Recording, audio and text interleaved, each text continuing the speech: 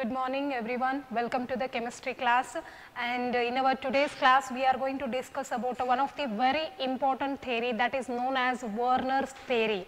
Okay. So, see here this theory, the Werner, the scientist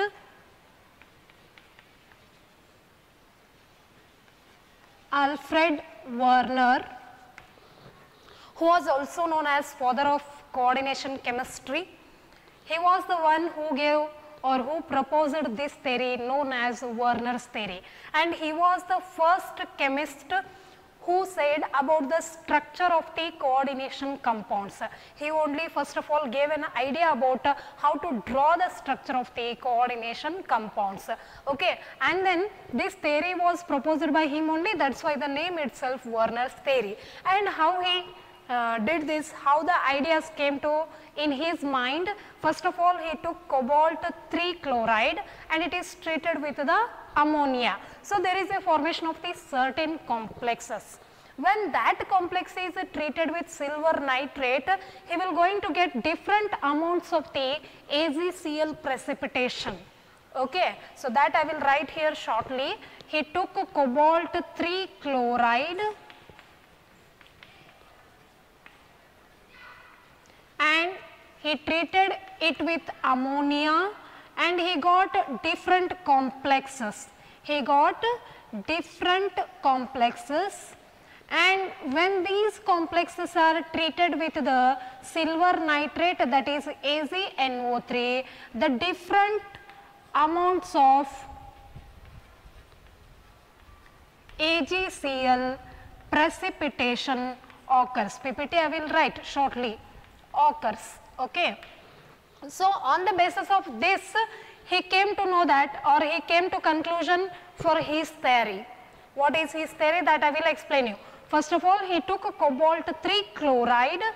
He is going to treat that with ammonia. He got certain complexes. When those complexes are treated with the silver nitrate, he got the different amounts of the AgCl precipitation. So, that how exactly? For example, this is the cobalt 3 chloride. Okay. When it is treated with ammonia, there is a formation of such a complex like this, Okay. When this complex is treated with AgNO3, it will going to give us 3 moles of AgCl precipitation, 3 moles of AgCl precipitation.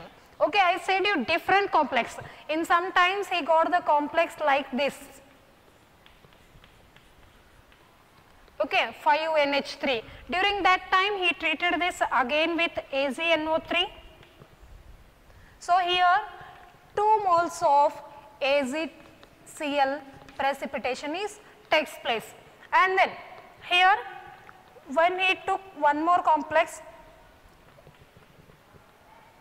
like this,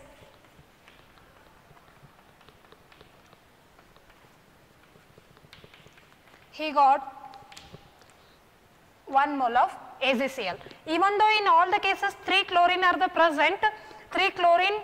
present, but we are going to get the different moles of the AgCl. Okay, whenever cobalt 3 chloride is treated with ammonia, we got different types of the complexes. These different type of the complex, when those are treated with silver nitrate, those are going to give different amounts. See here 3 mole, here 2 mole, it means a different amounts of the AgCl precipitation will going to be takes place. On the basis of this observation, he proposed his theory, and those are the postulates of his theory that I want to discuss now. Postulates of the Werner's theory. So, these are the postulates which they are going to ask you in your examination, which are very important. Okay. So, the first postulate or first idea is, in the coordination compounds, the central metal atom possess 2 types of the valencies. Okay. In the coordination complexes, the central metal atom possess two types of the valencies. Shortly I will write two types of the valencies. One is primary valency and one more is secondary valency. Okay. One is primary valency, one more is secondary valency. What is primary valency, what is secondary, that I will tell you in the next points. Second point, okay, always the primary valency is ionizable. Primary valency is ionizable, while secondary and secondary, I will write like this, secondary valency is non-ionizable. Non-ionizable. So, for example, suppose this is the complex, you can take,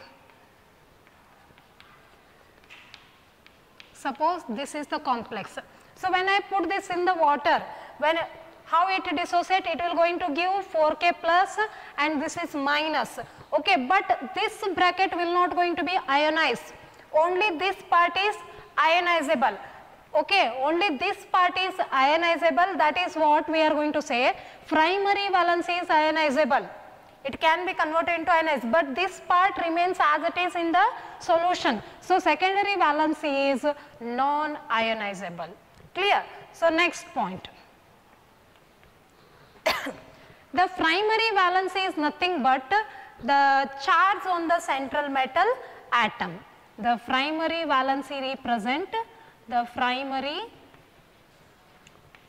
valency is charge on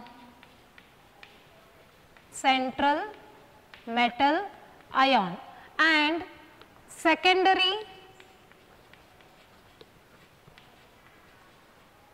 valency is coordination number.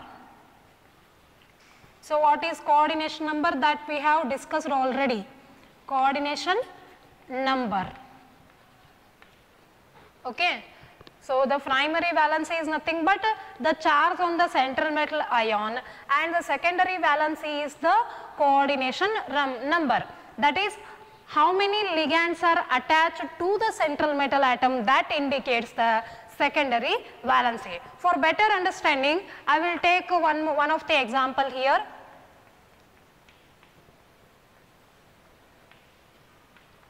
Okay. So, suppose this is the complex ion, here I want to find out the primary valency and secondary valency. What is primary valency? That is the charge on the central metal ion or atom. So, here the central metal ion atom is Fe. So, find out the charge on it. So, what will be the charge? X plus 6 into minus 1, which is equivalent to minus 4. This indicates X is equals to plus 2. So, the primary valency is plus 2. Okay. Primary valency is plus 2. What is primary valency? It is nothing but the charge on the central metal atom. You have to find out the charge on it. Next, what about secondary valency? Secondary valency is nothing but coordination number. So, coordination number is nothing but how many ligands are attached to the central metal atom. So, here how many ligands are there? 6 ligands are there. So, the secondary valency is,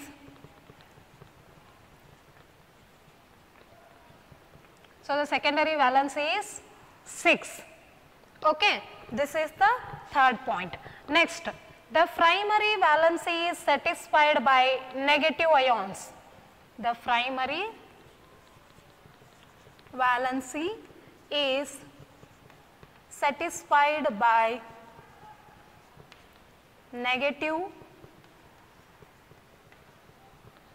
ions and secondary valency is satisfied by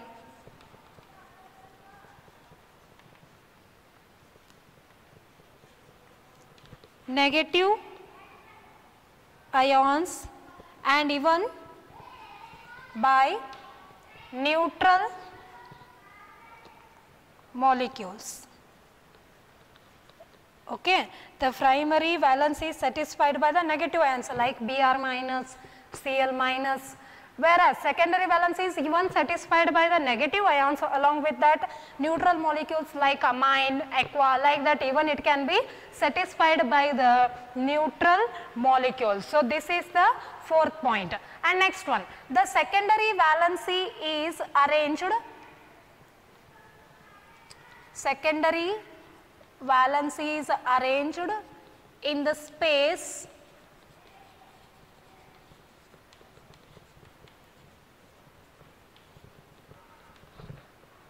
to give definite geometrical shape, to give definite geometrical shape to the complex depending upon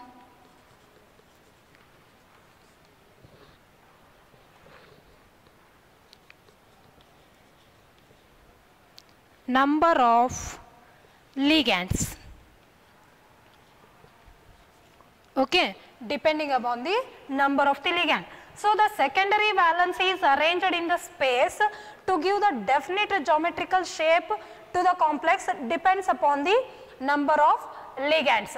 So, how it will going to be takes place, that I will tell you. For example, COF6 is there, okay, COF6 is there.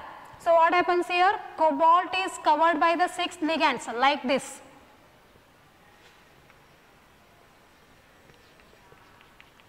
The fluorine will going to be covered up in this way. So, F is the secondary valency here. This shape is nothing but octahedral.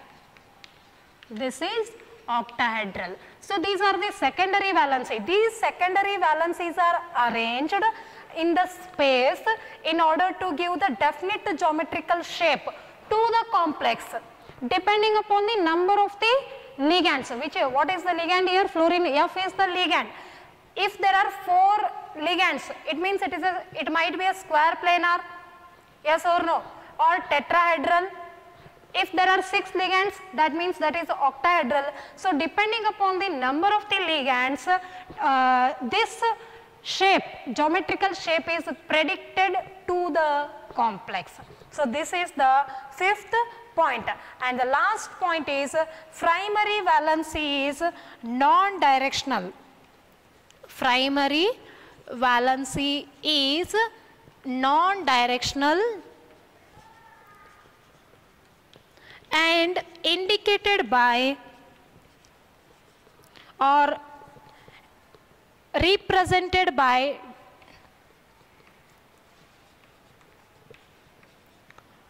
dotted lines like this, dotted lines, while secondary valency is directional. Secondary is directional and indicated by the solid line, solid wedge line. Okay. So, the primary valency is indicated. Suppose is there any primary valency, that I am going to represent by the dotted line. If it is secondary valency, solid line, like this solid line we are going to represent. So, all these are the postulates of the Werner's theory. So, once again I will revise here. Werner is the scientist or chemist, we can say, who proposed this theory. He was the first who explained about the structure of the coordination compounds. So, what he did, how the ideas came, that is, he is going to treat the cobalt 3 chloride with the ammonia and he got the complexes. And those complexes, when those are treated with the AgNO3, that is silver nitrate, we are going to get the different amounts of the AgCl. And then different precipitation of the AgCl is occurred. For example, suppose if you think cobalt 3 chloride is treated with ammonia and we got the different type of such a complexes. Okay, when these complexes are treated with silver nitrate, we got the different amount of the AgCl. Different amount of the AgCl is that precipitation is occurred.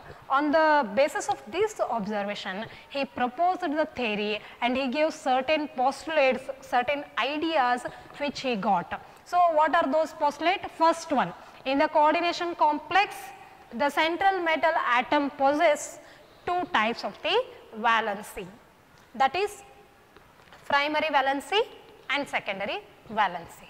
And the second point, the primary valency is ionizable and the secondary valency is non-ionizable. Okay. And the third point is primary valency is equal to the charge on the central metal ion or atom, you can say, and the secondary valency is nothing but coordination number or how many ligands are present, that is the number of the lone pair of the electron donated by the ligand towards the central metal atom, that is the secondary valency. For example, here we have taken the complex ion FeCN6. Now I need to know what is the primary valency, what is the secondary. Primary is nothing but the charge on the central metal atom. Find out the charge. Fe I will keep as x plus 6 into minus 1. Cn can donate minus 1 equivalent to the charge on the complex, that is minus 4. So, the value of the x will be plus 2. It indicates the primary valency is plus 2. Then what about the secondary valency? Secondary valency, you can just look at the ligands. How many ligands are there? 6 ligands are there. 6 Cn is there. It will going to provide 6 pairs of the electron towards the central metal atom iron. Okay, so the secondary valency is 6. And the fourth point is the primary valency is satisfied by the negative ions, whereas the secondary is satisfied by the negative ions as well as neutral molecules.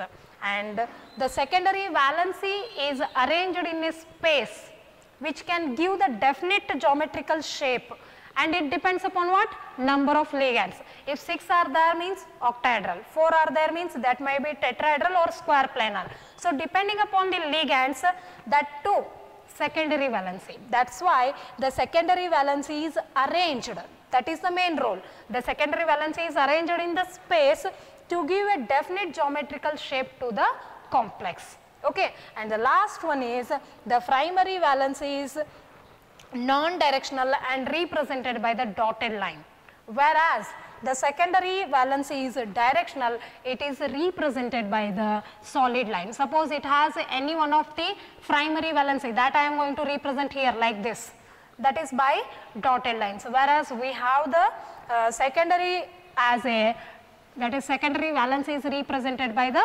solid wedge line. So, all these are the postulates of the Werner's theory. Few of the complexes from the Werner theory I have taken here, and I want to teach you how to draw those structures. Primary valency I said you represented by the dotted line, whereas the secondary is represented by the solid line. So, see here these are the 4 complexes, different complexes which I have written. Now, I want to draw. See here what is the central metal atom here? The cobalt is the central metal atom in 4 cases.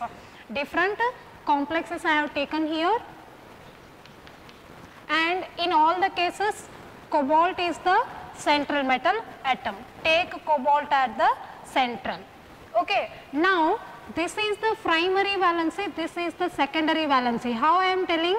So, the primary valency is satisfied by the negative ion, Cl is a negative, while NH3 secondary is that is satisfied by the neutral. So, NH3 is a neutral. So, how many secondary valencies are there? 6. So, first draw the 6 lines. Secondary valency is represented by the solid line. So, 6 lines I have drawn. Here also same, in all the cases take the central metal atom and draw like this.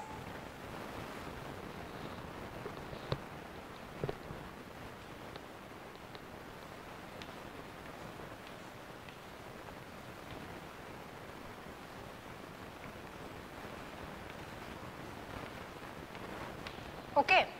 Now, here 6 neutral ligands, that is secondary valency I am writing here.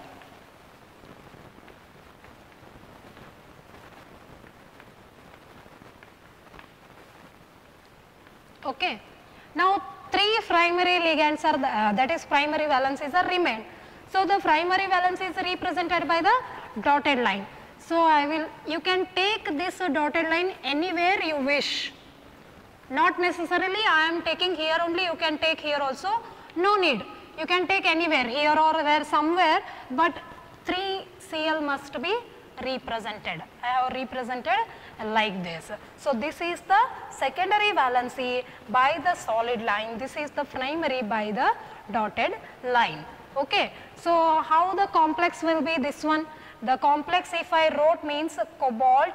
So, the secondary valency that is NH3, how many times?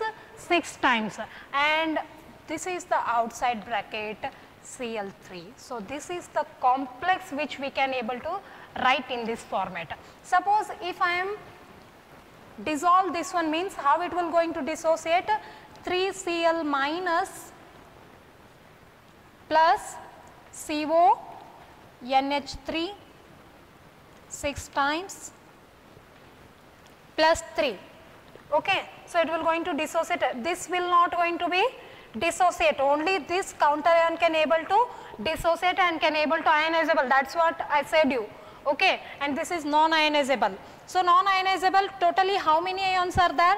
These are the 3 ions, this is 1 ion, totally here we got the 4 ions, here we got the 4 ions. Okay. Next, let us come to this one. So, 5 NH3 are there. First, write the 5 NH3.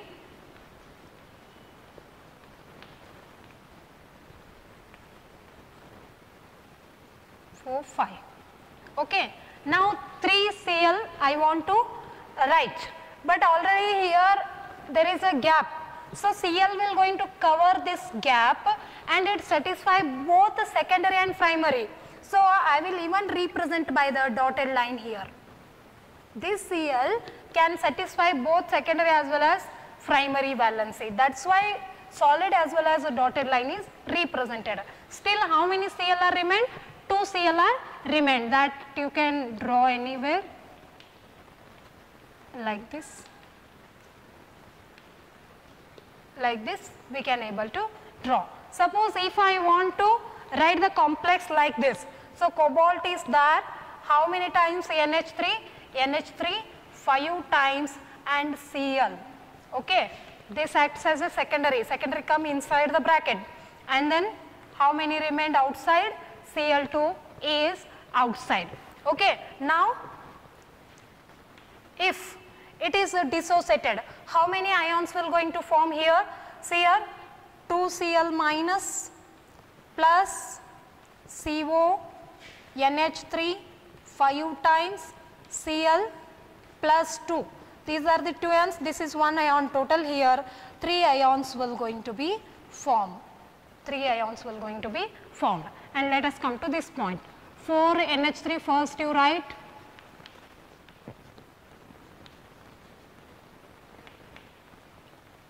Okay.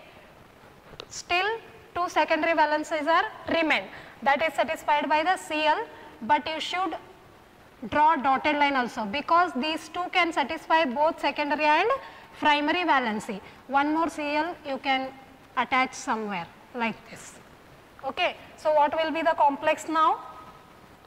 CO NH3 4 times, NH3 4 times, and then Cl2 outside the bracket 1 Cl, because only one primary remained, all are inside the bracket. So, here how many complexes, how many ions can able to form? Cl minus plus NH3 4 times, then Cl2, this is plus. So, totally here 2 ions are possible. Okay. And last one, 3 NH3 I want to balance here.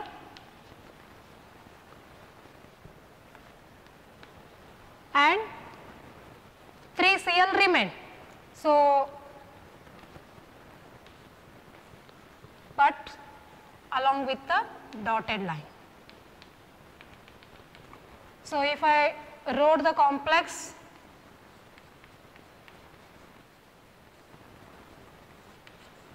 NH3 3 times and Cl. So, neutral complex, here no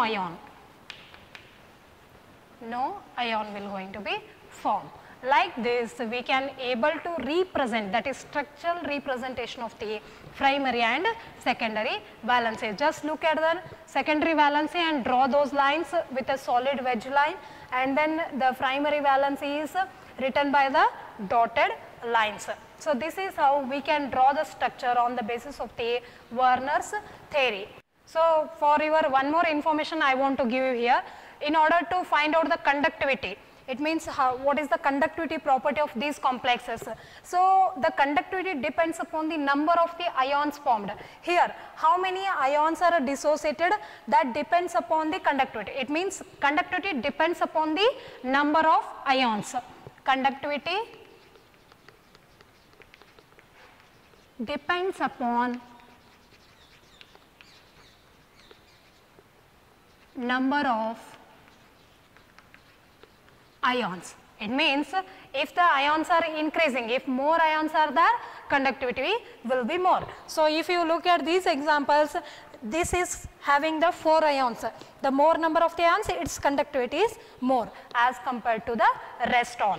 Okay. So, this is the one more point I want to explain here. So, for this, this Werner theory concept is finished, which is very important. Many times they are going to ask you, write the postulates of the Werner's theory directly. There is no complication, nothing. Directly they are going to ask you, write the postulates of the Werner's theory. So, make a note on all the postulates of the Werner's theory and keep watching the video. Further concept we will continue in our next class. Okay, thank you.